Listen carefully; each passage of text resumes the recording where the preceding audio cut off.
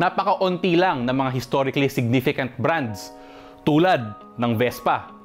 Besides kasi na nag-span across generations ang kanilang mga product, sumikat din ang Vespa hindi lang sa Italy kung saan ito galing, kundi sa bawat sulok na nga ng mundo. Pero syempre, eventually, tradition will get in the way of progress.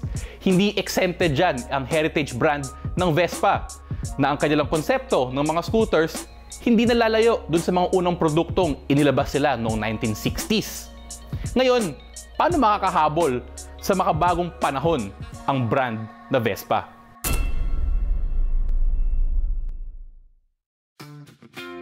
Noong Season 5, nagkaroon tayo ng tsansang ma-review ang Vespa sa Journey 2. Maganda to at napakalakas ng makina para sa isang scooter. Pero dahil special edition ito, hindi ito ang karaniwang unang naiisip ng mga gustong magka-Vespa. Madalas, kapag may nagsabing gusto nila ng Vespa, ang tinutukoy nila ay ang Vespa Sprint. Yung Sprint na model, 1965 pa yan, unang nilabas ng Vespa. Pinroduce nila yan hanggang 1968. Tapos, tinawag na Vespa Sprint Veloce mula 1969. So ito yung latest iteration ng motorsiklong nilabas ng Vespa mula pa noong 1960s. At makikita natin, napaka-old school pa rin nung dating. Ang body, gawa pa rin sa bakal. Di tulad ng mga modernong motorsiklo na puro plastic na. Meron din itong 12-inch aluminum alloy wheels at may dalawang kulay na available. Ang bronze antico, tulad ng review unit natin ngayon, at ang Nero Opaco. Overall, kuhang-kuha pa rin ito yung design elements nung mga unang Vespa Sprint noong 1960s. Kakaunti lang halos nga yung nagbago sa mga kurba nito. Kaya kapag dala mo ito, kahit sa malayo, alam na isa itong Vespa. Pero kahit classic ang exterior, napaka-high-tech ng interior ng bike na to. Gumagamit ito ng mga disc brakes sa harap with braided lines at ABS ang harap at likod. Pero dahil nag-advance na rin ang technology, malaki ang ipinagbago ng Vespa Sprint sa mga sinaunang models ito pagdating sa makina. Yung engine, gumagamit din ng latest iteration ng Vespa ng fuel injection na tinatawag nilang iJet, na sinasabing mas tipid sa gas, ngunit hindi nagsasacrifice sa power. Yung iJet, ibig sabihin nan, ay Italian Green Experience Technology. Isa yung 4-stroke engine na may 3 valves per cylinder at air-cooled. Nung ginagamit ko sa city, nandun yung trademark qualities ng isang Vespa engine. Responsive siya at madaling iarangkada, pero napakatipid pa rin sa gasolina.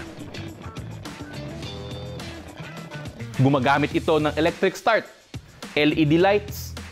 Meron din itong USB charging sa ating mga electronic devices sa front compartment. At yung kanyang underseat tray ay accessible via electronic lock. Pero ang pinaka-defining feature nitong bagong Vespa Sprint 150 ay ang paggamit niya ng TFT screen na may Bluetooth connectivity. Kaya makokonect mo na yung smartphone mo dito gamit yung Vespa Mia app na available mapa Android o iPhone ang gamit mo. Pero syempre, ang mga naghahanap naman ng mga Vespa, hindi binibili yung mga motorsiklong to dahil sa mga high-tech features. Popular ang Vespa dahil sa kanyang quirkiness at very unique character. Safe to say, nandun pa rin yung Vespa riding experience na sinasabi. Napakagaang at madali pa rin isingit sa mga kalsada at sasakyan. At iba pa rin yung dating nito, katabi ng ibang mga motor, pagtitinginan ka pa rin kahit nasaan ka.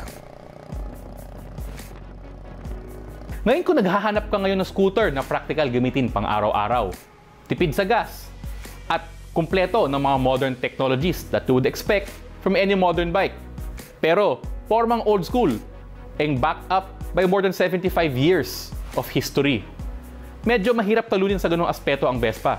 Marami nagsasabi na medyo may kamahalan ang presyo ng isang Vespa. At sa tingin ko, totoo naman. Para sa iba kasi, wala namang bago sa TFT screen at Bluetooth connectivity. Matagal na nga naman itong nasa ibang mga motor. Pero tandaan natin, 75 years na ang Vespa. Kaya may mga diehard fans ito na purists kung tawagin. Yung gusto talaga nila na pareho pa rin sa mga lumang Vespa. yung bagong models. Kaya para sa isang brand na gaya ng Vespa, kailangan nila balansehin yung gusto ng mga dati nilang customers at ang bagong henerasyon ng riders. At sa ganitong konteksto, tingin ko nagtagumpay ang Vespa. Hindi lang naman kasi motor ang binibili ng mga kumukuha ng Vespa. Nakukuha rin nila ang kasaysayan nito at ang distinct Vespa experience na mahirap makuha sa ibang motorsiklo. Ride PH Season 6 is presented by the Department of Tourism and the Tourism Promotions Board. Co-presented by... Next on Ride PH.